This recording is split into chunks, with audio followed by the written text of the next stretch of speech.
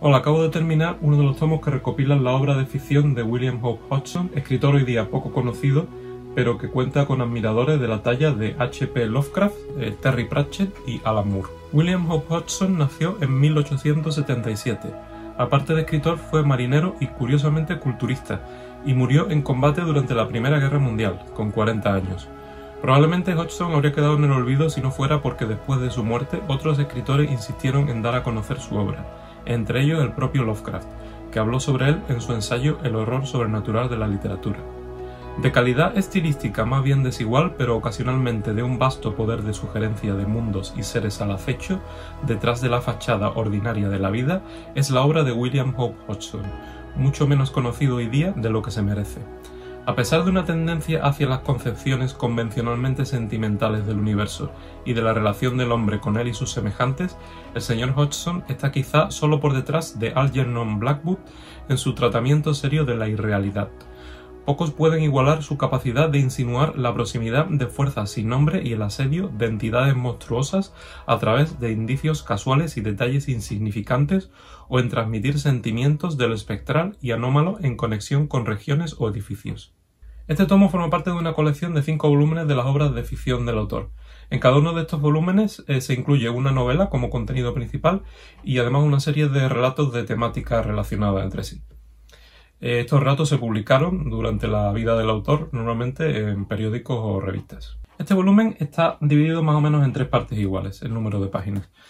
La primera parte sería la novela La casa en el confín de la tierra, que es el contenido principal de este volumen. La segunda parte sería una colección de relatos de Carnacki, que es una especie de detective de lo paranormal. Y la tercera es una colección de otros relatos independientes entre sí, normalmente con una temática relacionada con el misterio y el suspense, pero que son de temáticas diversas y la mayoría de ellos están relacionados con la investigación de un suceso aparentemente inexplicable.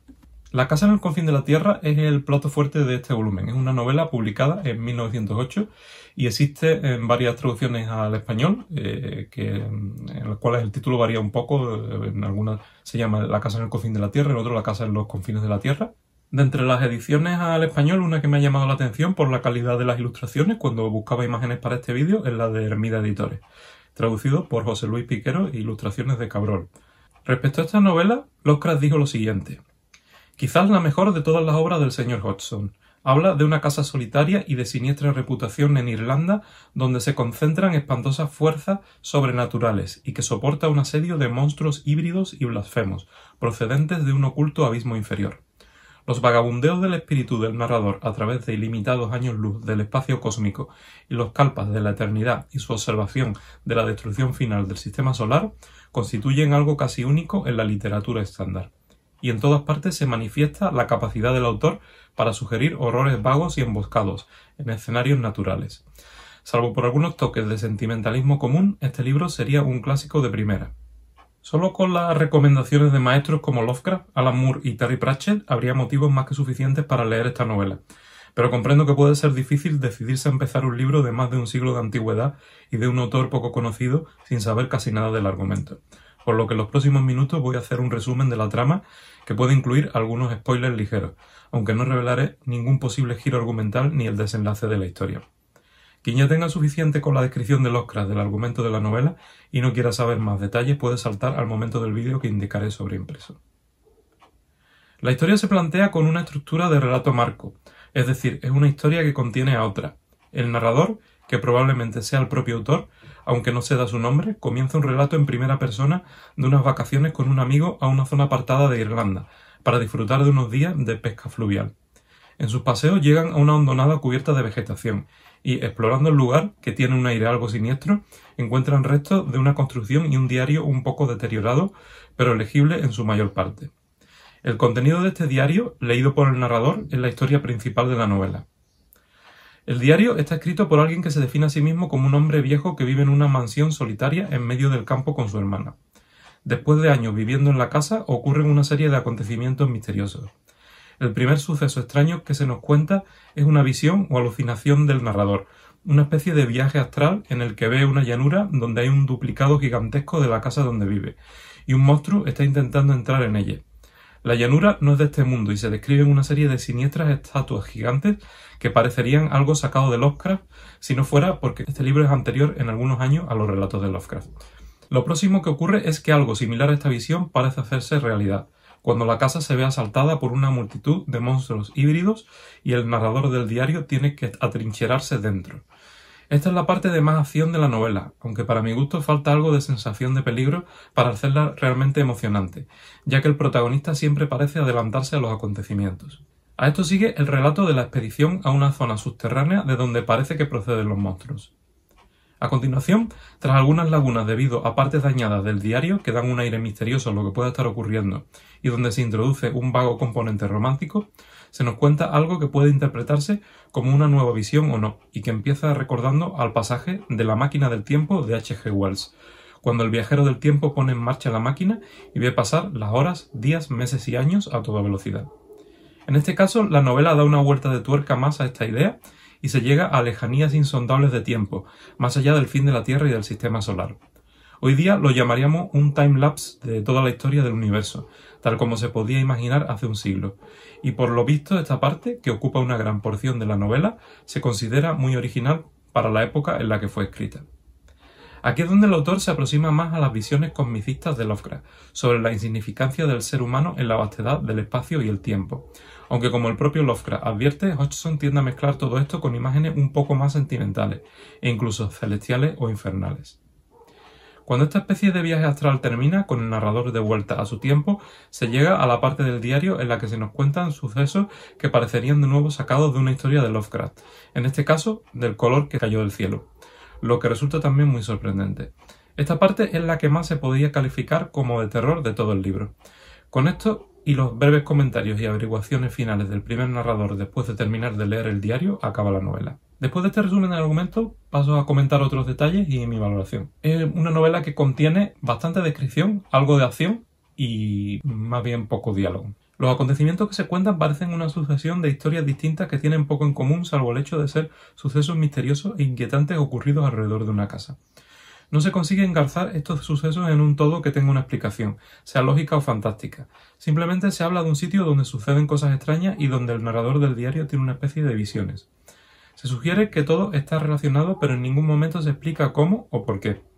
Hay cosas vagamente incongruentes, como que el protagonista nunca vaya a buscar ayuda a pesar de que están pasando cosas terribles en la casa, pero tampoco me parece un problema muy grave dentro de la suspensión de incredulidad de la historia. Una de las cosas que más me ha llamado la atención, como digo, son los parecidos de algunos de los elementos de la trama con otros que aparecen en relatos de Lovecraft. Dado que todos los relatos maduros de Lovecraft son posteriores a la publicación de esta novela, y dado que Lovecraft no leyó a Hodgson hasta los últimos años de su vida, creo que no hay una influencia directa y probablemente ambos autores están bebiendo de fuentes comunes de la literatura weird, aunque también puede ser que a Lovecraft le llegara la influencia de Hodgson por medio de otros autores. Incluso pueden intuirse algunos elementos de lo que luego sería el cosmicismo de Lovecraft, la idea de la insignificancia del ser humano y de la indiferencia del universo. Pero el punto de vista de Hodgson tiende a deslizarse un poco hacia lo sentimental y lo romántico. Otro problema es que, aunque algunas de las ideas de este libro fueran originales en su momento, muchas de ellas ya han sido explotadas hasta la saciedad, lo que hace que su lectura resulte menos interesante para un lector moderno de lo que quizás fue en su época. Es un problema frecuente al leer libros que fueron originales en su momento. Si sus ideas tuvieron éxito, lo más probable es que hayan pasado a formar parte del acervo cultural y ya no sean capaces de sorprendernos tanto. En este caso, la novela sigue conservando cierto poder de fascinación, por lo enigmáticos que son los sucesos que cuenta, y la capacidad de crear inquietud en el lector, especialmente en su desenlace. El hecho de que su trama esté un poco descoyuntada para mi gusto le quita algo de atractivo, pero el poder de sugestión de algunas de las imágenes que presenta recuerda en algunos momentos a autores como Lovecraft, sin ir más lejos, por lo que la recomiendo especialmente a lectores de este tipo de ficción, y por el contrario la desaconsejo a quienes ya de por sí encuentren fastidiosos autores del estilo de Lovecraft. El segundo tercio de este libro está dedicado a los relatos de Carnacki, el encontrador de fantasmas, tal como se lo describe en el encabezado de esta parte del libro. El protagonista de estos relatos es una especie de Sherlock Holmes de lo paranormal, un investigador que se dedica a resolver casos de fantasmas, casas encantadas y demás, apoyando sus indagaciones con tecnología moderna, es decir, moderna para la época en la que escribía el autor, como fotografía y aparatos eléctricos. En este sentido, se podría considerar una especie de antepasado lejano de las películas de los cazafantasmas. Pero no es una idea totalmente original, ya que el escritor de terror Algernon Blackwood empleó una fórmula parecida, las historias del detective psíquico John Silence, que se empezaron a publicar un par de años antes de las de Carnacki, con bastante éxito, por lo que Hodgson probablemente se aprovechó de esta moda. Las historias de Carnacki son un poco repetitivas en su planteamiento. Están escritas en primera persona por el propio Hodgson, que se introduce a sí mismo en la historia como uno de los amigos que Carnacki invita de vez en cuando a cenar en su casa en Londres. Durante estas cenas, normalmente Carnacki se niega en redondo a hablar de sus investigaciones, ya que reserva las historias para contarlas de un tirón en la sobremesa, a lo sumo admitiendo un par de preguntas de Hodgson y de sus otros amigos.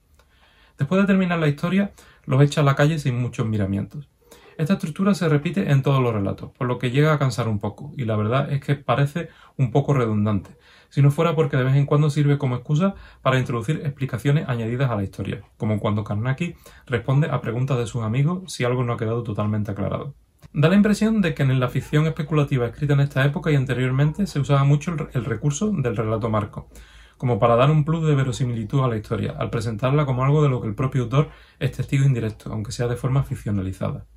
No era tan frecuente introducir una historia inverosímil de golpe y porrazo, sin intermediario y sin excusa, tal como se hace hoy día con la mayoría de las historias de fantasía y ciencia ficción. Los misterios que investiga Carnacki a veces tienen una explicación natural y otra sobrenatural, o incluso una mezcla de los dos, y la intriga de los relatos normalmente se centra en decidir si es una cosa u otra, aunque en muchos de ellos el investigador corre peligro, por cierto peligro no solo físico, como el propio Carnacki puntualiza muchas veces, por lo que los relatos resultan emocionantes hasta cierto punto. Se nota que el autor estaba explotando la moda del ocultismo de la época, y por ello el protagonista a veces emplea una jerga que parece simplemente para crear ambientación, sin que el trasfondo parezca muy desarrollado. De hecho, da la impresión de que a esto se le podría haber sacado más jugo si el autor hubiera escrito historias más largas y hubiera desarrollado un poco más la mitología, entre comillas, que a veces se entrevé en los relatos, ya que se mencionan manuscritos ocultistas, clasificaciones de fenómenos sobrenaturales y misterios sobre el mundo espiritual, pero todos son menciones de pasada, por lo que no se llega a fomentar la curiosidad del lector con un trasfondo más elaborado. También hay que tener en cuenta que la vida de Hodgson quedó truncada por la guerra, por lo que no sabemos si hubiera podido profundizar más tarde o incluso escribir novelas completas de Carnacki si hubiera vivido más tiempo y tenido más éxito como escritor. Tal como son, me parecen relatos más o menos entretenidos y poco más, con referencia a los misterios de lo sobrenatural que a veces espolean la curiosidad del lector, pero que nunca se materializan en una descripción coherente. Hay también algún relato cuya temática no tiene nada que ver con lo sobrenatural, en el que Carnacki investiga la autenticidad de un manuscrito y que de hecho es uno de los que más me han gustado. El último tercio del libro son historias de misterio independientes entre sí y sin un protagonista común, que no tienen en común más que en la mayor parte de los casos se trata de historias que buscan una explicación a fenómenos aparentemente o sucesos aparentemente inexplicables. Estos sucesos inexplicables son en muchos casos asesinatos, otras desapariciones, y estos misterios recuerdan un poco a las historias del Padre Brown, del contemporáneo y también autor inglés Chesterton, en el sentido de que presentan una situación que aparentemente solo puede tener una explicación sobrenatural, pero finalmente se descubre una forma no sobrenatural de explicar los sucesos, aunque a veces sea de forma rebuscada o poco creíble. Algunos de estos relatos son cercanos temáticamente a los de Carnacki, pero los protagonistas no son investigadores de lo paranormal, sino personas corrientes que se ven enfrentadas a lo inexplicable. Algunas de estas historias, como también algunas de Carnacki, transcurren en el mar, y en ellas es evidente el profundo conocimiento que tenía Hodgson del ambiente marítimo, incluyendo bastante vocabulario especializado y jerga de marineros que francamente me hace alegrarme de no haber leído las abundantes historias que este autor escribió sobre marineros y barcos, sean de terror o no, y que se recopilan en otros volúmenes de esta colección. Esta tercera parte del libro me ha parecido la más mediocre de las tres, aunque tampoco difiere mucho de las historias de Carnacki, pero sin la continuidad de tener un protagonista común. Otro defecto es que especialmente las historias de ambiente marino se parecen demasiado entre sí, tanto los misterios como la solución de los mismos. Aparte de las que tratan de sucesos de difícil explicación, hay un par de historias relacionadas con la búsqueda de un tesoro relacionado con una herencia y otro par que son simplemente de acción o aventura, sin apenas misterio de por medio, que han envejecido no muy bien, en mi opinión, por sus toques chauvinistas, por decirlo de forma suave. Literariamente, el estilo puede parecer ligeramente anticuado, como corresponde a publicaciones de hace más de 100 años, con algunos ramalazos incluso en el vocabulario que pueden recordar a Lovecraft, especialmente en La casa en el confín de la tierra, aunque no tan recargado. El resto de las historias tienen un estilo quizá un poco más descuidado, en la versión original a veces con palabras coloquiales hoy día pasadas de moda, usadas de forma un tanto repetitiva. Carnage en especial resulta un poco cargante cuando en sus larguísimas parrafadas introduce una y otra vez preguntas retóricas como ¿entendéis lo que digo?, cuando está contando las partes más inverosímiles, quizá para crear una ilusión de interacción y que no se note tanto que se trata de monólogos de gran longitud y que sus oyentes hacen de poco más que comparsas en la historia. Para concluir, como era de esperar dados los comentarios de Lovecraft, la única parte destacable de este volumen es La casa en el confín de la Tierra. Bajo mi punto de vista, una novela fallida en última instancia debido a su falta de cohesión y de coherencia argumental, pero que contiene imágenes llamativas, inquietantes y opresivas en relación a los horrores y límites del universo, incluso prefigurando algunos de los relatos del propio Lovecraft. Todo esto desde luego sería más impresionante hace un siglo de lo que es ahora, cuando estos temas han sido desarrollados de forma más pulida por otros autores, aunque el mérito quizá está en haber sido uno de los primeros en haberlo hecho. Gracias y hasta el próximo vídeo.